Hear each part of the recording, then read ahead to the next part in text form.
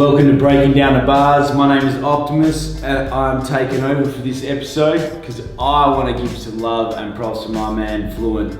This is an honour to be hosting this episode. Firstly, I'd like to start by asking you, which I know all about, but I want you to tell some people out there, who's your mob? You know, tell me about that, and what does that mean to you, like your people and your culture from this way out west? Yeah, cuz I mean, I've got two very strong roots and connections to culture through both my mother and father. My dad's Nyunga Kanyang from the southwest, and my mother's Pitndarawonga from obviously, you know, central desert ways. Two very, very strong connections that I really, lean towards and sort of seek kind of inspiration from when I write and create my music.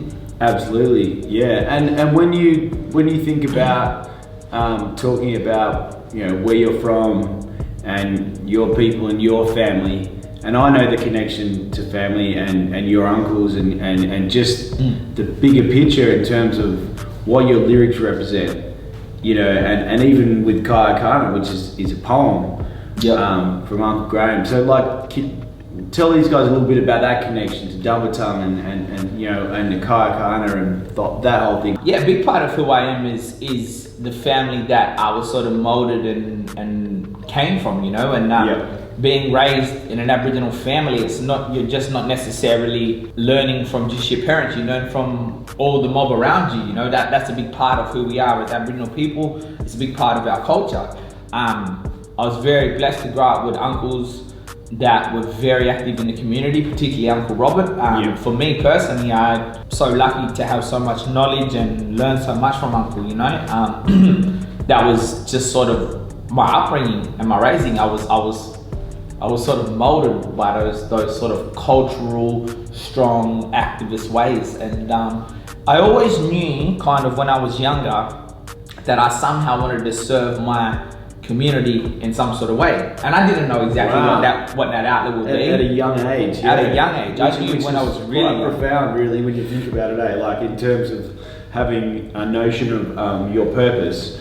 You know, that's not a lot of people, especially when they're young. They spend years trying to find that purpose. So definitely. I mean, I felt there was a calling within me. I could literally feel it deep down inside me, and I knew that there was a way that there's an obligation, and I say this quite often. I feel that there's an obligation as a black fellow for us to serve our community. I feel like it is just so ingrained within who we are that we should always sort of, you know, you honor your culture, you honor your ancestors and therefore your family, and you do so much to try to contribute and strengthen your mob, you know. It's all about the mob, it's all about the family.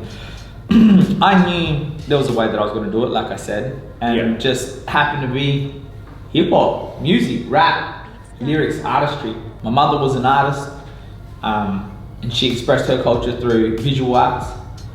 And that really inspired me as well. And she always listened to really cool music growing up, and so did Uncle Rob. And Dad, everyone listened to really good music. And if people don't know, just to like, in terms of listening to this right now, you know, Uncle Rob is Robert Eggington from, you know, Dumbarton Corporation, and Dumbarton have a long history in Western Australia, and I think, you know, a beautiful gallery and museum of artifacts. And I think, you know, just in terms of being able to sit in there and launch songs and you know, see the beauty of all the art in there and that you know, defending culture and making sure those artifacts and that preservation of art. That's exactly that's what I see Dumbarton as. Do you feel like your music in some ways as a metaphor, like for you know, generations to come? Do you see that kind of being like maybe that preservation of culture? Yeah, definitely. I feel like this is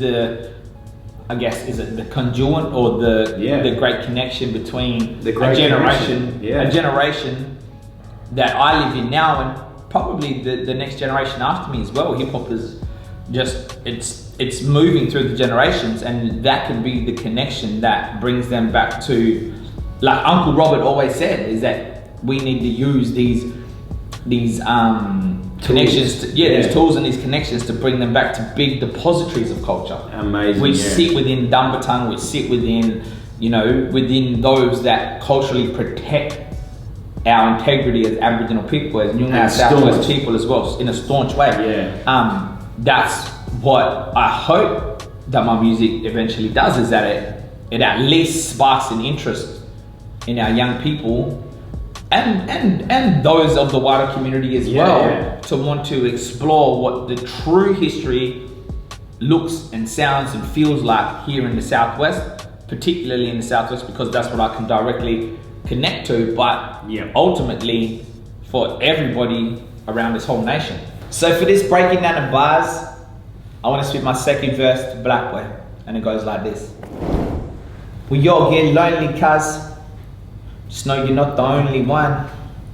You see, growing up's tough, even though you're ever only shown a little love, but that's fine, cause there's many routes to success. Know that you're blessed, block that stress, keep that fire in your chest. I'd be lying if I said this road's an easy one to stroll. Stay in control, evolve and try your best. Yes, this young black fella head full of wonder knows he's gonna make it in this land down under. But it's been a cold winter and a scorching hot summer, and he's starting to miss his sister and brother's father and mother, but he knows his way and he knows his fate.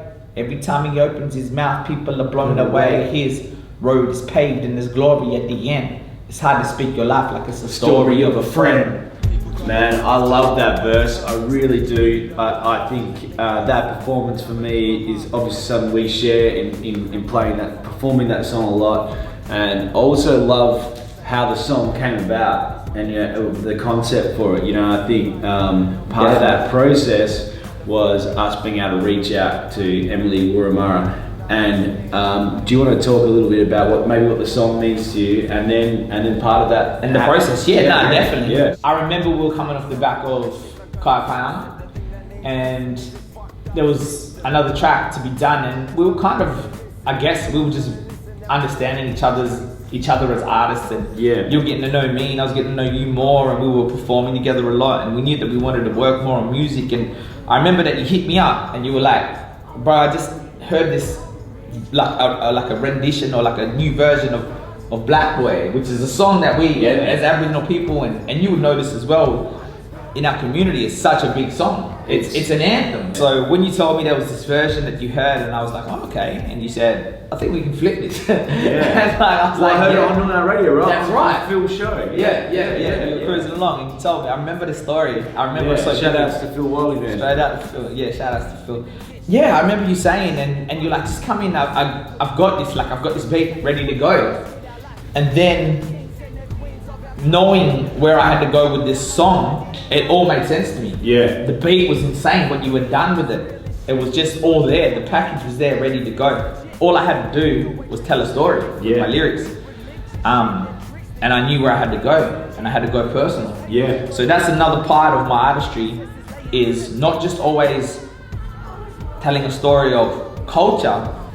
Maybe this is a part of culture, but telling a story of a very similar lived experiences of Aboriginal people in this modern society that we're forced to live in. Yeah. And that is what that second verse, well, both verses are about that, but that second verse in particularly. Deeply personal experiences, aren't they? Deeply personal experiences, but I left it open enough for those that have lived similar lives to be able to draw some sort of attachment or some sort of commonality to. Yeah. And I know it's done that, because I remember cruising on the train one time and one brother boy come running from one carriage to the other carriage, and he's like, oi, oi, oi, my bar. And I was like, what cuz? Like, I don't know this bloke. And he's like, oi, I'm telling you, shape up and fight. This kid taking me. But it wasn't that at all. He just wanted to tell me how much that second verse meant to him. Beautiful, man. So that's a big point why I wanted to spit that verse, is my breaking down the bars. Yeah, because like in some ways, I mean, obviously I know the verse very well, and if you haven't checked it out, like, go check out Blackboy by Flewnt. Get on to it. We'll link it. Yeah, that's right. Link in the comments.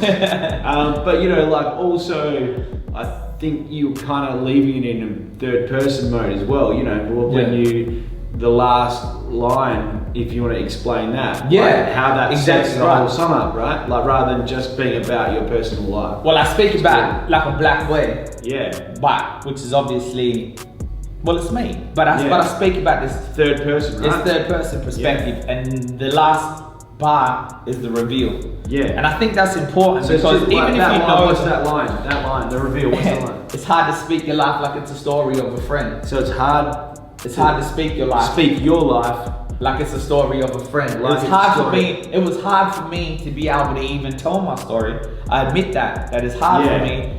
It's an emotional track. There's been times where I've been so shook by even spitting that song and then watching the reaction of maybe mobbing the crowd that might be getting hit and impacted by that too. Yep. So it is hard to speak your life. Yeah. It's so hard to speak your life. Yeah. Alright, brother, to finish off, I want you to tell the people what is Flewnt bringing to Boorloo Block Party. I want to hear that. I know I'm part of the show, but you tell me from your perspective, what are you bringing to Boorloo Block Party? What I gotta say about that, my brother, is that ever since I've been doing music and all the things that we're trying to build to, this is a major milestone for me to do. So expect, big things. Like I promise you, if you've ever enjoyed a show that I've ever done, if you've ever enjoyed a set, this is that times 10. This is like that over 10 to the max. I'm gonna go as hard as I ever been. I'm here, I'm gonna show them why we in WA deserve a massive scene. Why we deserve the recognition that everyone else gets all around this country, and why we as black fellow artists, black, brown, be it whatever, why we deserve to be valued in our artistry. I'm gonna put that on stage. I know every other artist is gonna do that too. That's what we're bringing to the plate. Let's go. I love that. Alright, Boorloo Block Party, Feb 26th. I'll see you there.